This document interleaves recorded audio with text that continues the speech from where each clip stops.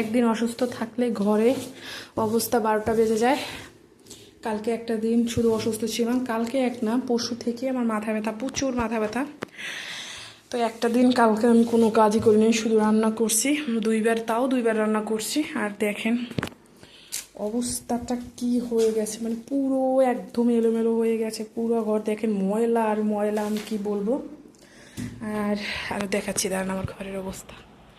এই যে দেখেন ব্যাগ ট্যাগ দিয়ে একদম এলোমেলো করা, পুরো ধোয়া জামা কাপড়, আধোয়াতা খাতা টাতা সব এগুলো সব ধোয়া, কিন্তু এইভাবে রাখা আছে। আর এই আমাদের ছেলের ওই যে দেখছেন প্রমাণ পাইছেন। মানে আমি একটা জিনিস বইটা রাখতে পারি না এদের কারণে, এইভাবে পুরো এলোমেলো করে ফেলে। আর কি বলবো আমি আবার অসুস্থ হওয়ার আগের দিন, যেহেতু প্রচুর গরম, আমার মনে হয় এই কারণেও অসুস্থ হওয়ার অর্ধেক আগের দিন হলো গিয়ে আমি একটু কাজ করতেছিলাম। এই আলনাটা ছিল, আমার রুমটা হলো গিয়ে অনেকটা লম্বা, দেখতে পাচ্ছেন। তো এইটা ছিল অকুলের রুমে, চলেন আমি আপনাদের সাথে সেটাও শেয়ার করি। তো আলনাটা ছিল, আর যে মিরসেলফটা দেখা যাচ্ছে ওইটা ছিল আমার এইখানটায়। তো এইখানটা দেখেন মোছা হয় না, এখান থেকে নিচে, কিন্তু এটা মুছতে পারিনি এটুকু জায়গা।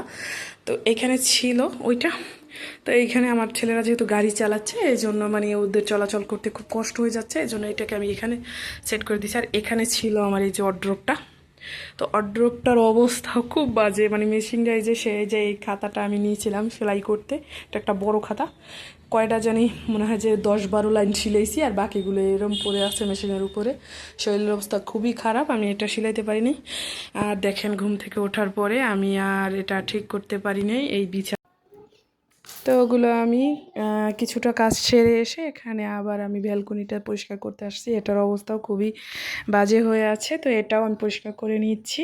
এখানে যেহেতু আমার কিছু কোয়েল পাখি আছে, তো এই জন্য আমার এটাকে পরিষ্কার করে রাখতে হয়। আর ব্যালকনিটা আমার একদম সামনে, বাসার গেটের সামনে, যেহেতু আমি এখন নিচতলায় বাসা রাখছি, এই জন্য মানে এরকম অবস্থা। আর আপনারা আমাকে বলতেই পারেন, তাহলে এত কষ্ট করে যেহেতু সংসার চালাচ্ছেন, তাহলে কোয়েল পাখিগুলো কেন পালেন? এগুলো তো না পারলেও হয়। এটা আসলে আমার একটা শখ থেকে পালা, এগুলো আমার পালতে খুব ভালো লাগে। আমি এগুলোর প্রতি একটা মায়ায় জড়িয়ে গেছি, আমি চাই না এই মায়াটা কোনোভাবেই যাতে মানে ছেড়ে দিই, তাই আমার মানে শখ থেকে আর মায়ার কারণে আমি এগুলোকে জবাই করে খেতে পারতেছি না। তো এই কারণেই আমার এগুলোকে পালা। আর এখানে কথা বলতে বলতে আমি আপনাদের সাথে কথা বলতে বলতে আমি পরিষ্কারও করে নিয়েছি ব্যালকনিটা। তো এটা সুন্দরভাবে পরিষ্কার করা হয়ে গেছে। আর এই তো দেখেন আমি আপনাদের পাখিগুলো দেখাচ্ছি, এগুলো দেখেন, এগুলো দেখতে কতটা মায়া লাগে। এদেরকে দেখলে এগুলো কিভাবে আমি মানে জবাই করি বা কিছু করি, এগুলো আমার একটা ভালোবাসার জিনিস। তো দেখেন কি সুন্দর ওরা খেলা করতেছে।